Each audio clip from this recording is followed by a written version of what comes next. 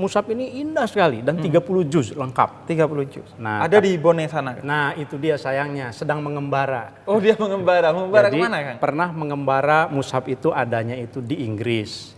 Di balai lelang ya, balai lelang tertentu. Oh, di balai lelang. Di lelang. Itu harganya itu bisa kalau dirupiahkan itu mungkin hampir 1 M. 1 miliar untuk mushaf Al-Qur'an. Mushaf Al-Qur'an karena saking indahnya. Saking indah. Gitu. Tapi kemudian pindah ke Swiss. Pindah ke Swiss. Nah, pindah lagi sekarang terakhir di Kanada. Oh. Sebetulnya saya sedih juga, Bib. Mushaf-mushaf yang indah itu menggambarkan keragaman kita, tetapi kok banyak mengembara ya.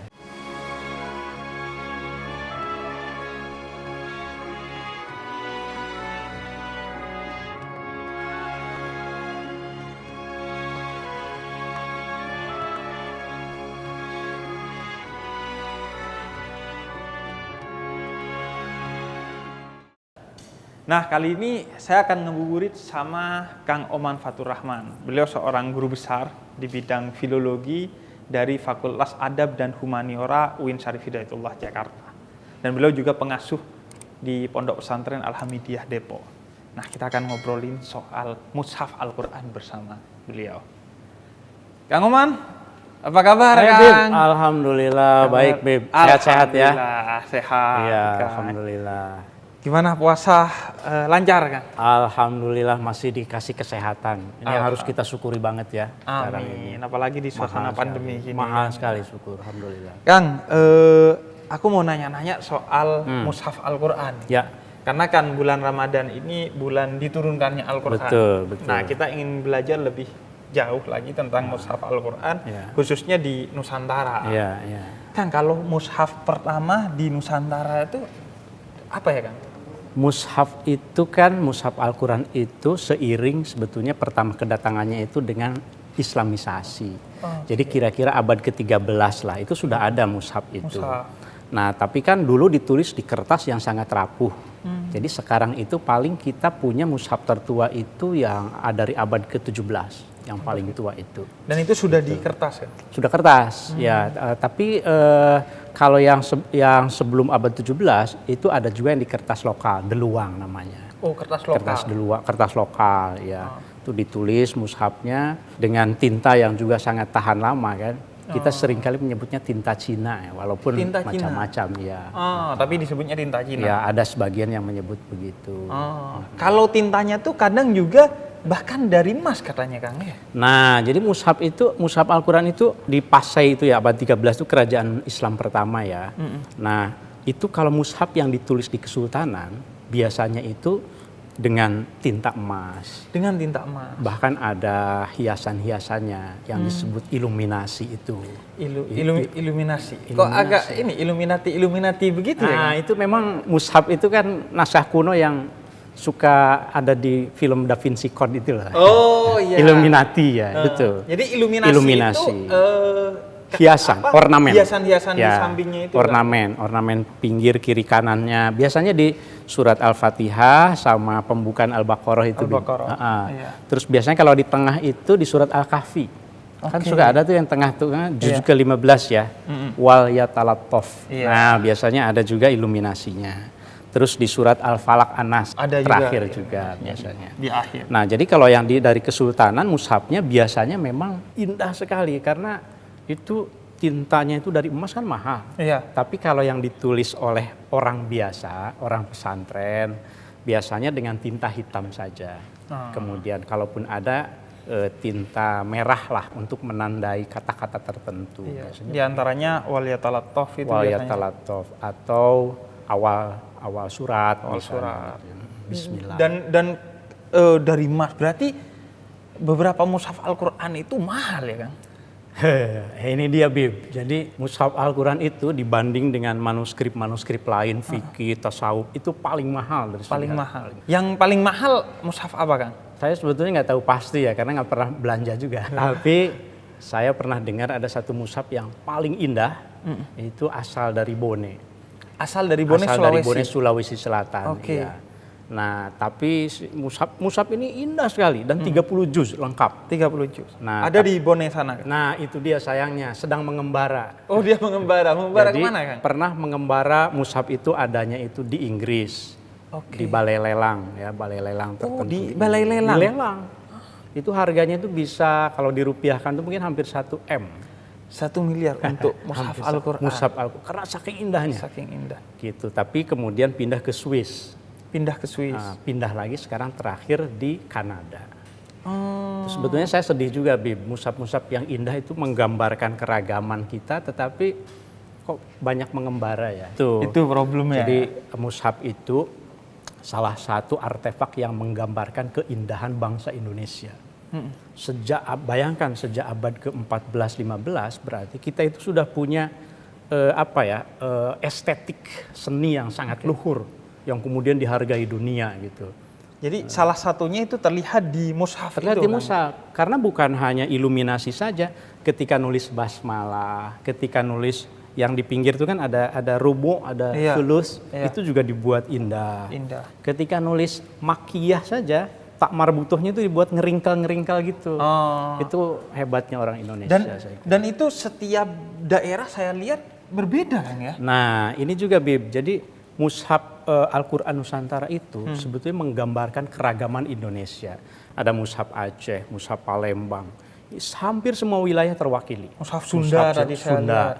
Mushaf Sunda, terus mushaf dari Wonosobo itu yang paling besar juga, yang paling besar gitu. Jadi mushaf paling besar itu yang Wonosobo itu ya, yang di depan itu ya? Sekarang itu. Jadi mewakili keragaman etnis yang ada di Indonesia. Masing-masing itu juga warnanya punya ciri khas tersendiri.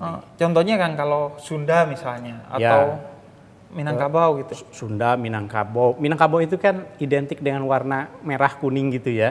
Biasanya terwakili di dalam iluminasinya. Kalau dari Aceh seperti apa? Ada masing-masing. Di Sunda juga kadang-kadang ininya floralnya itu beda-beda satu dengan yang lain ya. Itu juga berarti menunjukkan kekayaan kebudayaan Islam kita. Betul. Kan, ya? Jadi saya suka tidak percaya Bib kalau ada orang yang bilang bahwa bangsa Indonesia itu bangsa yang tidak literate. Baru mengenal literate itu setelah bisa baca Quran, itu keliru sama sekali. Sejak abad ke-13-14 itu kita udah nulis dengan karya yang sangat agung sekali. Bahkan kalau sekarang kayaknya nggak bisa, kita tulisan aja jelek gitu. Karena kita udah terbiasa dengan keyboard kan. Dengan ketikaan. Jadi padahal kaligrafi itu kan kalios grapos itu kan tulisan indah katanya, tulisan kan? indah. Beautiful writing kan.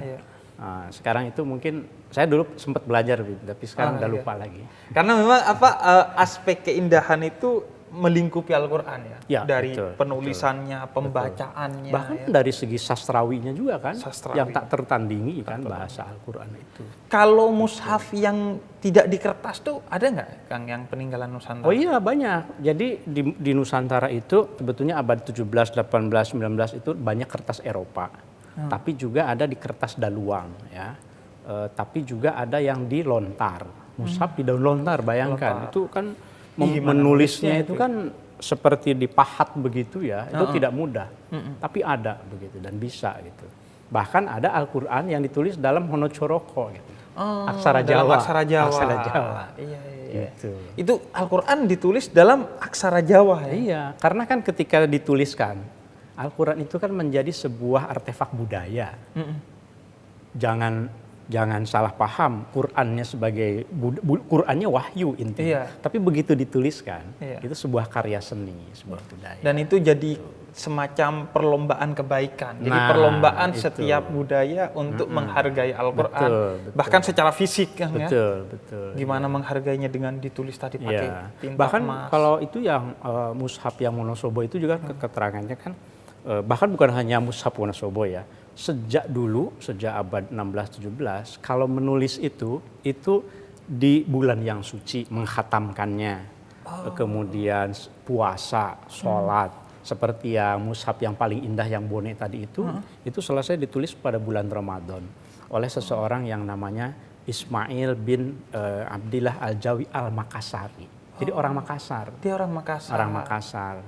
Dan memang ada semacam persiapan spiritualnya ya, baik dari segi waktu diselesaikan di bulan suci Ramadan. Dan beliau juga yang menulis melakukan tirakat-tirakat tertentu ya. Seringkali sholat malam gitu ya. Bahkan seringkali itu karena permintaan temannya, dia istikharah dulu pantas nggak ya saya menulis ini? Karena rasanya saya ini seorang yang al-faqir, al-mudhnib, kan merasa yang berdosa gitu ya. Orang dulu kan tawadhu ya gitu. Itu bahkan cuman mau nulis aja. Mau kan, nulis saja. Itu mengapa berkahnya atau aura spiritualnya itu kan dapat banget ya. Orang sekarang jangankan suruh nulis kan. Wudu aja enggak ya. Suruh menafsirkan Al-Quran saja tanpa ilmu. Kadang sebagian orang itu berani di media sosial tuh. Oh ini begini seolah-olah dia tahu. Orang dulu bahkan menulis saja nih, bukan merasa tidak mampu ya. Merasa tidak mampu dan dengan pendekatan yang spiritual yang tinggi ya. Ya, itu Jadi sikap tawadhu yang harus kita contoh sebetulnya. Harus merasa kecil, biarkan orang lain yang memandang kita besar. Jangan kita merasa besar dipandang kecil oleh orang lain. Kan? Iya, itu yang paling penting. Jadi dari sini sebenarnya pembelajaran bahwa Al-Quran itu indah, begitu indahnya sehingga diperlakukan dengan indah pula, ya kan? Betul. Kemudian bahkan secara lahir diperlakukan dengan indah. Kemudian juga dari sini kita belajar bagaimana kita sebagai bangsa ya, sudah memiliki peradaban Islam yang sudah lama dan begitu besar. Bahkan peradaban mushaf dari abad ke-13 tadi kan ya sudah ada. Dan juga ini pelajaran bahwa nulis Al-Quran saja butuh kerendahan hati, spiritualitas yang baik.